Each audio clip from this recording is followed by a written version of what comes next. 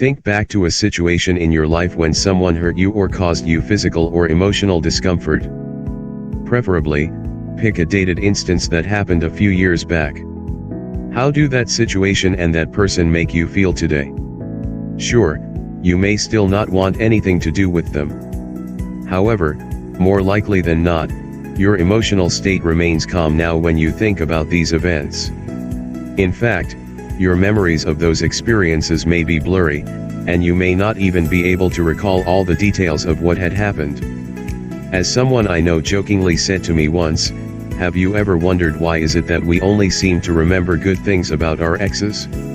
I mean, you think about them now, and they all seem like good people." Well, it turns out, there is a reason for it, and it lies within your psyche. You can think of your psyche as an iceberg. Only a fraction of an iceberg is visible above water, with most of it concealed underneath. Similarly, only a fraction of your psyche is represented by your conscious mind, with the rest of it defined by your subconscious. In your life, you're constantly subjected to various stresses and anxieties in your interactions with the outer world. To help you cope with and process these negative emotions, your subconscious mind employs certain psychological mechanisms that are aimed at minimizing and diffusing these negative experiences. Thus, your psyche is capable of pushing out or explaining away the emotions and experiences that can be harmful or overwhelming to your mind. By deploying these defenses, your psyche protects your ego and sanity, allowing you to maintain your emotional balance and a positive view of self. Importantly, all of these processes occur unconsciously, so you may not even realize that you use ego defenses.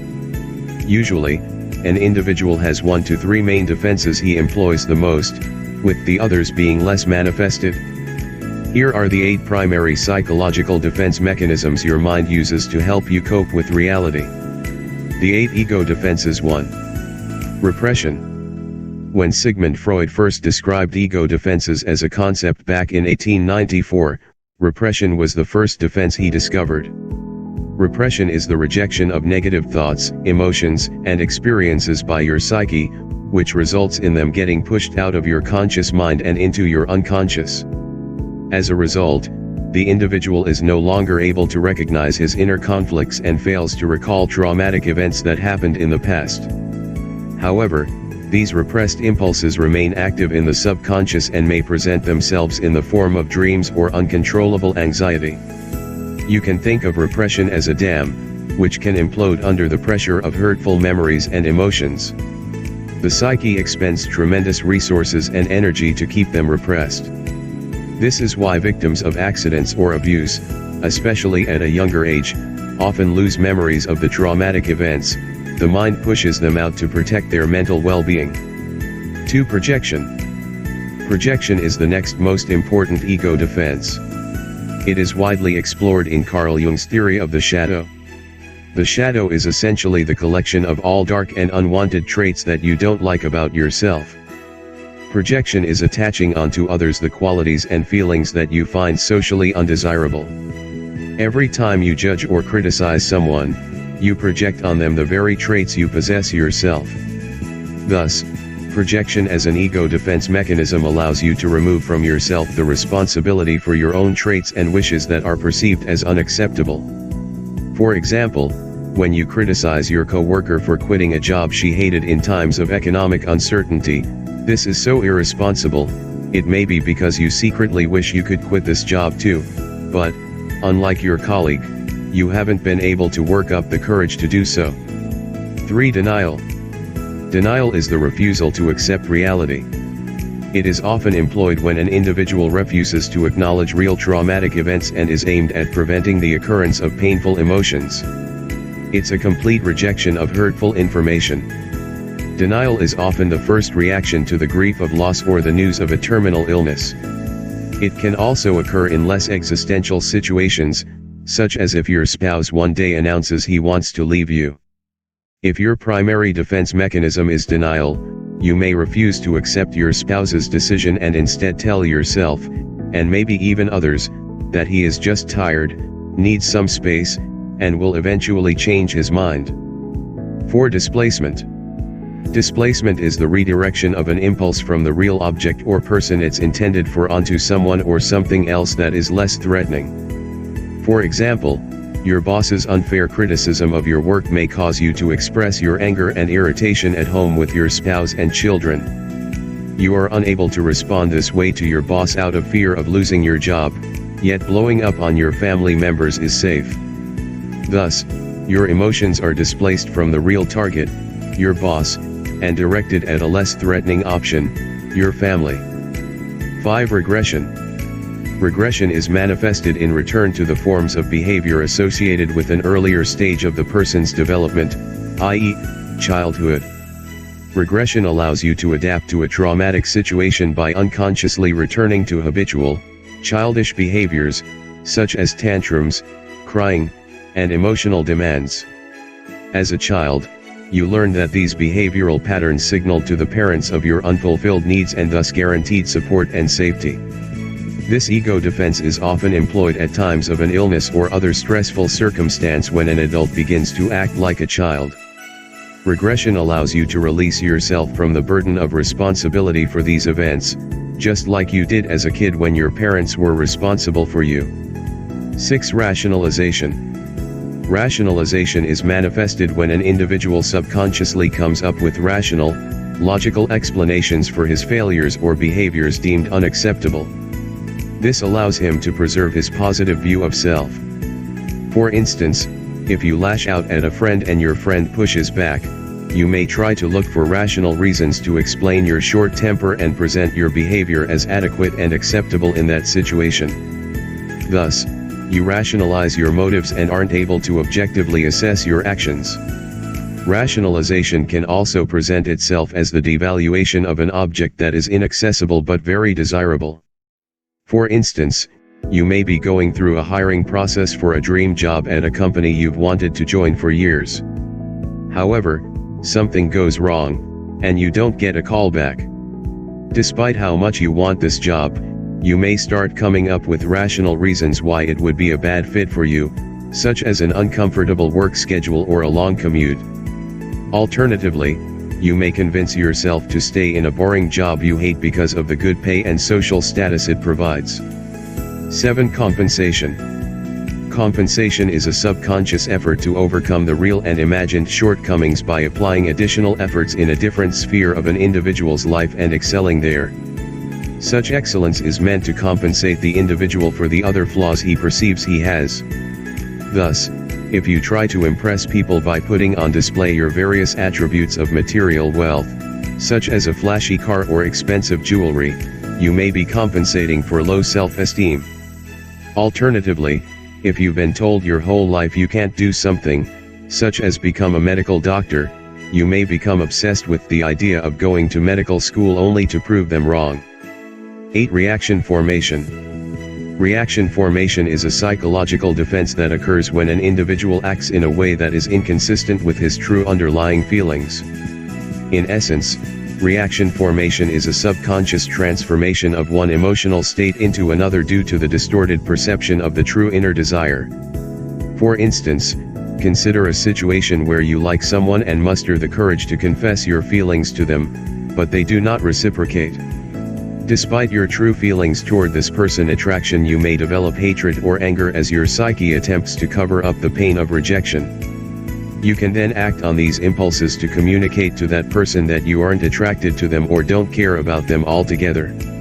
The problems of ego defenses. While the psychological defense mechanisms described above do help your psyche adapt and cope with hurtful emotions and experiences, it is important to understand that none of them are constructive coping mechanisms. Thus, they lead to the denial and distortion of not only the external reality but also the internal one, which entails losing touch with your true inner self. This can be detrimental to your inner development and growth. For instance, people who score high on rationalization tend to have a hard time understanding their own feelings because they have a logical explanation for anything bad that ever happens to them. They often don't know what they really want, or don't want, because every uncomfortable emotion is conveniently explained away. The same can be true for someone who represses their emotions, denies them, or projects them, as these people remain unaware of how they really feel. Negative emotions, while uncomfortable, are meant to alert you to the areas of your life that require attention and improvement. Your fears can guide you to what you really want to do, and your anxiety can point you in the direction of your needs that are currently not being satisfied. So in order to gain a deeper connection with your own desires and emotions and to better understand your own self, you have to stop hiding from the pain and discomfort. You have to face the darkness. This is how you grow. But that is only possible once you are able to recognize the plots and tricks your mind plays on you. The only good coping strategy. Out of all the ego defense mechanisms, there exists one that is considered to be the only constructive coping strategy: sublimation. Sublimation is a subconscious shift of the negative psychological energy onto useful and constructive activities, such as art, sport, science, or work.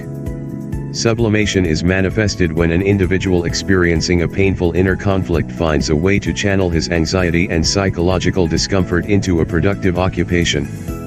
Thus, in order to relieve your stress, you may engage in activities, such as writing, volunteering for a project at work, or starting a passion project or a hobby.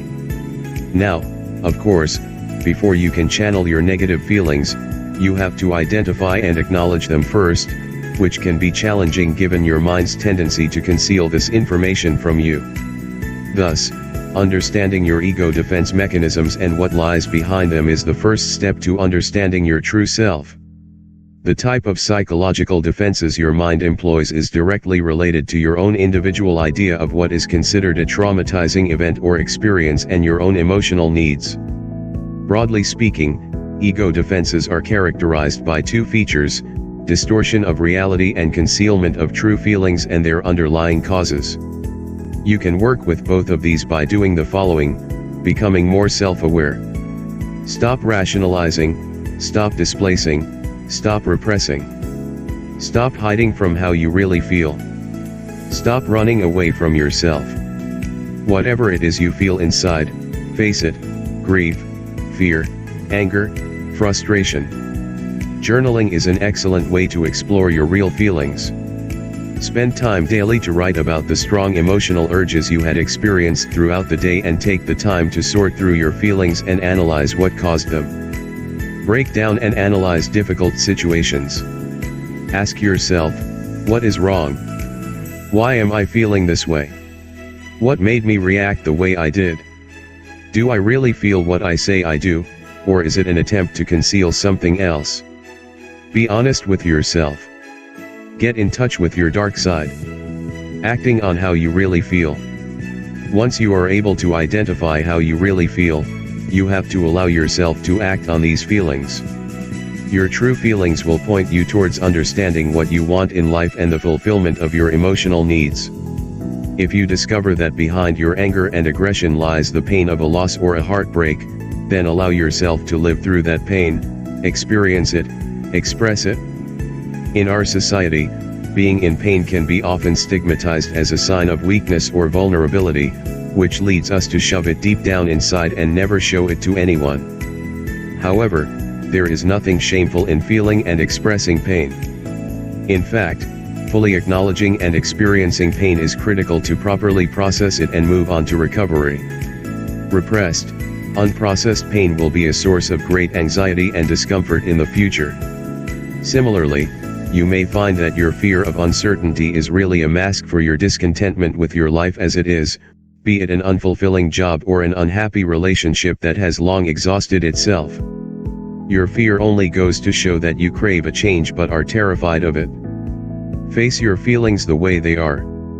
Accept them, accept yourself, and move on to transform your life. If you like the video, hit the like button.